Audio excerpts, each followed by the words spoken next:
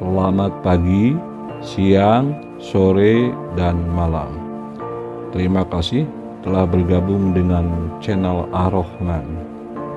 Jangan lupa dukungannya untuk kelangsungan channel kami dengan cara like, subscribe, dan nyalakan tombol notifikasinya agar tidak ketinggalan video-video kami selanjutnya.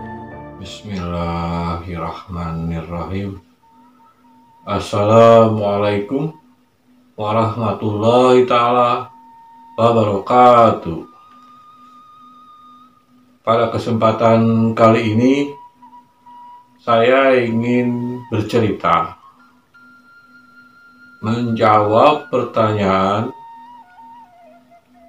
dari beberapa kawan yang ujung pertanyaannya sama, yaitu cerita budak Angon waktu kecilnya. Yang ujung pertanyaannya semuanya mengarah kepada satu topik, yaitu masa kecil budak Angon. Pada kesempatan kali ini saya ingin menjelaskan secara pengetahuan yang saya tahu ataupun literatur buku yang saya tahu. Dari beberapa buku yang saya pelajari, satu pun tidak ada yang menjelaskan secara rinci, secara detail masa kecilnya budak Angon. Jadi, semua buku mengarah kepada masa di mana budak Angon remaja ataupun menjelang dewasa.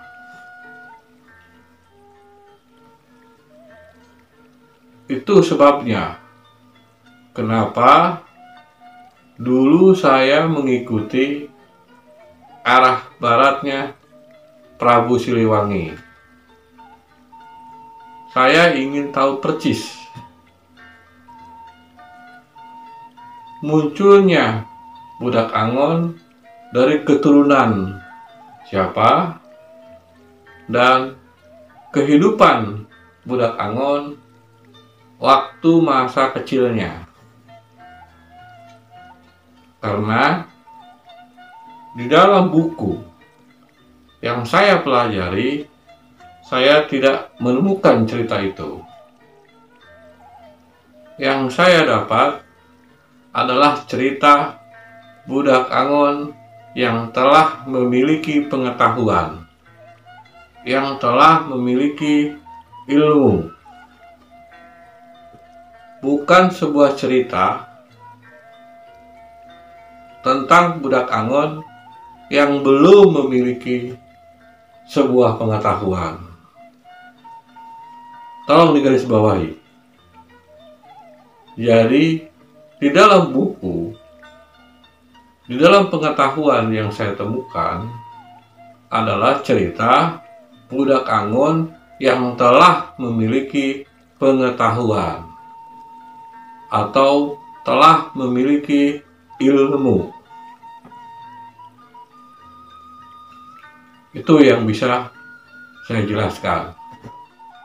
Kita kembali melihat konten-konten saya sebelumnya. Di dalam konten-konten saya sebelumnya, saya pernah mengikuti lajunya, jalannya rombongan Prabu Siliwangi ke arah barat. Di sana saya tidak menemukan titik terang. Setelah itu, saya melanjutkan pencarian kembali kepada titik awal, di mana titik awal itu adalah cerita tentang budak Angon yang telah memiliki pengetahuan. Kalau kita sedikit kilas balik tentang cerita, bisa diambil pemikiran bahwa semua cerita budak Angon yang saya tahu, yang saya pernah pelajari adalah sebuah cerita budak Angon yang telah memiliki pengetahuan. Berarti sudah remaja atau sudah dewasa. Itu yang bisa saya jelaskan. Dari dasar itu, saya berpikir bagaimana caranya untuk bisa mengenali budak Angon. Pada saat itu, saya sedang mencari jati dirinya budak Angon.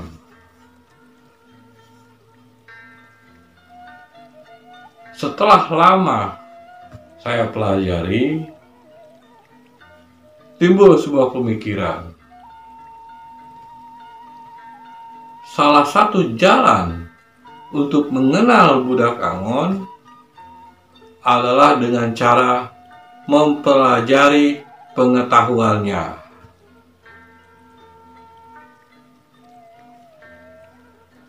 Maka pada konten-konten saya sebelumnya, saya menjelaskan tentang pengetahuannya budak Angon,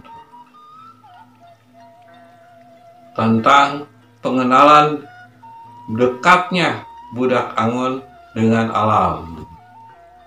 Itu salah satu cara saya untuk bisa mengenali budak Angon. Karena sejarah waktu kecilnya budak Angon saya tidak temukan di dalam pencarian saya. Kalau pertanyaannya, bagaimana kita bisa membedakan budak Angon? Dalam beberapa konten sebelumnya, saya sudah jelaskan dengan cara memperhatikan ilmunya, memperhatikan pengetahuannya. Lalu, bagaimana kita menginduk supaya jelas ilmu yang dipelajari budak Angon? Kembali saya jawab. Dalam konten sebelumnya, dalam beberapa konten saya sebelumnya, saya sudah menggarisbawahi kalau budak Angon mayoritas mengikuti beliau Syekh Abdul Qadir Jailani. Jadi, lebih jauh untuk mengenal budak Angon, maka pelajarilah pengetahuannya Syekh Abdul Qadir Jailani. Itu lebih mendekati. Bukan berarti pengetahuan beberapa aulia yang lainnya tidak mempengaruhi pengetahuannya budak Angon. Tapi yang jelas, yang pernah saya pelajari, mayoritas pengetahuannya budak Angon mengikuti beliau Syekh Abdul Qadir Jailani. Cara mudah mengenali budak Angon dengan cara mempelajari pengetahuannya Syekh Abdul Qadir Jailani.